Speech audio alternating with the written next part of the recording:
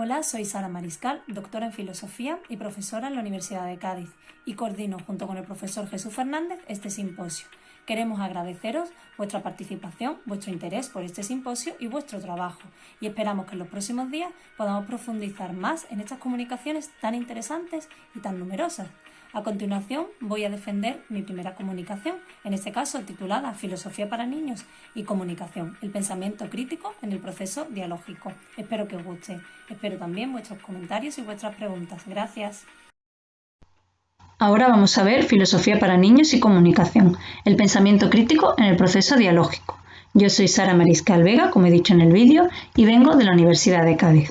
Ahí dejo la dirección de mi correo electrónico, aunque agradecemos que los comentarios y las preguntas sobre las comunicaciones se realicen a través de la herramienta habilitada para ello por el Congreso. Empezamos con la introducción que hemos titulado El programa de filosofía para niños en la actualidad. A la izquierda tienen una rueda con los 3 pilares básicos del programa Filosofía para niños, a saber, el pensamiento crítico, el pensamiento cuidadoso y el pensamiento creativo, las 3 patas donde se sustenta el programa internacional de filosofía para niños creado por Matthew Lipman. En nuestro país, el encargado de traducir e introducir este programa va a ser Félix García Morillo. A la derecha, una balanza entre los conceptos más relevantes, entre dos de los conceptos más relevantes de la actualidad en referencia a la educación y en particular a la filosofía para niños. El primer elemento es la realidad hipertecnológica y el segundo, los métodos son los métodos tradicionales de enseñanza. Y es que la educación se enfrenta en la actualidad al mayor reto de los últimos tiempos, compaginar una realidad hipertecnológica con los métodos tradicionales de enseñanza. En este contexto, no solo ha sufrido cambios en la forma en que los niños juegan o en que se relacionan, sino el modo en que se comunican y el propio concepto de comunicación.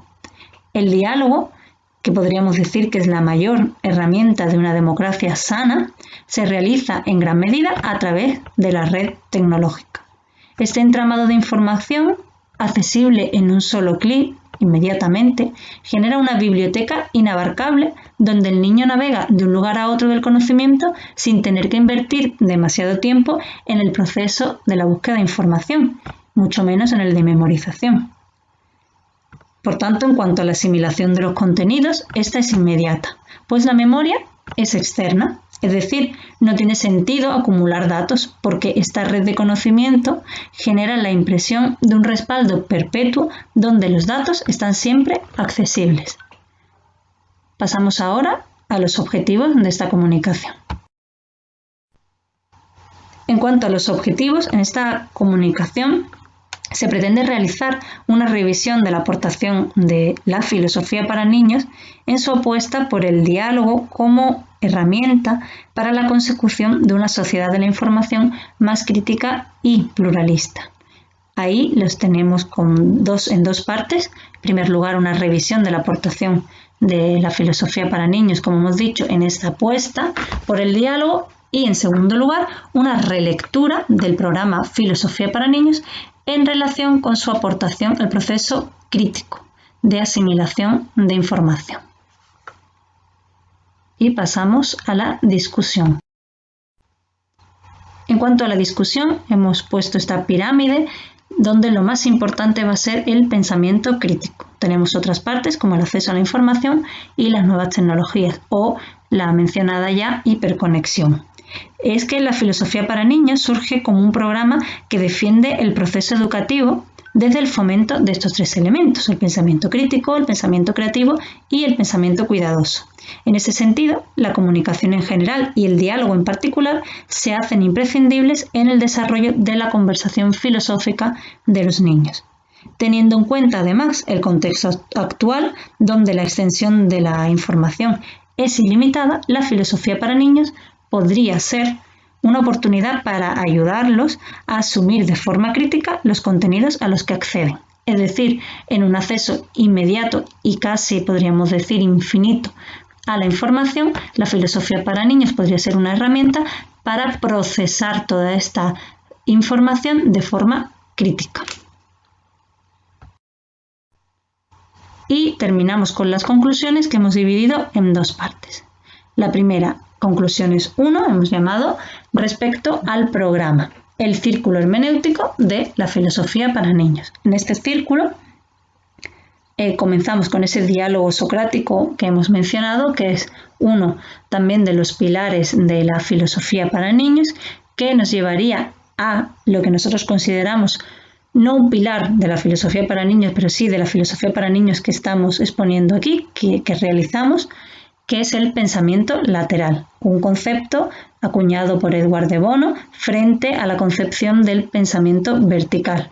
Este pensamiento lateral genera unas respuestas abiertas que a su vez conllevan una interpretación que no es individual sino grupal, es decir, que la información es dialógica y no unívoca, es lateral y no vertical.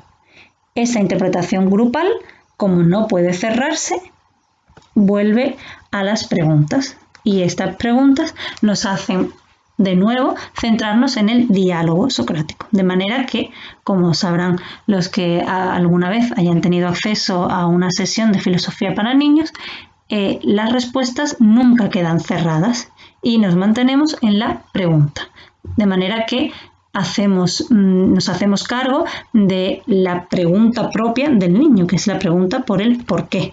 ¿Por qué? ¿Por qué? ¿Por qué? Es la pregunta también que hace que nazca la filosofía. Y en cuanto a la segunda parte de las conclusiones, conclusiones 2, ya referentes al propio concepto de comunicación. Aquí hemos concluido que el acceso crítico a la información a través del diálogo filosófico basado en el olvido del pensamiento vertical para dirigirnos al pensamiento lateral conllevaría la generación de una comunicación democrática enfocada hacia la consecución de una sociedad más crítica y pluralista, que era uno de nuestros objetivos. En ese sentido, hemos diferenciado también entre el monólogo docente y el diálogo docente. Es decir, no solo se trata de la consecución de una sociedad infantil más crítica, sino también de un profesorado más vinculado a esta transferencia del conocimiento más pluralista, más abierta. Para ello es imprescindible también la diferenciación entre metodologías activas y lo que podríamos llamar metodologías pasivas o metodologías tradicionales. Las metodologías tradicionales se centran en el sistema comunicativo en el monólogo docente, que tiene que ver con la recepción de la información, es decir, una recepción que se vincula con una inteligencia, con un modo de acceso a la información, un modo de acceso a la verdad, por tanto, una verdad. Esa transferencia del conocimiento, por tanto, es unidireccional y las dudas, como tienen ahí en este esquema, provienen de los niños y se dirigen hacia el docente.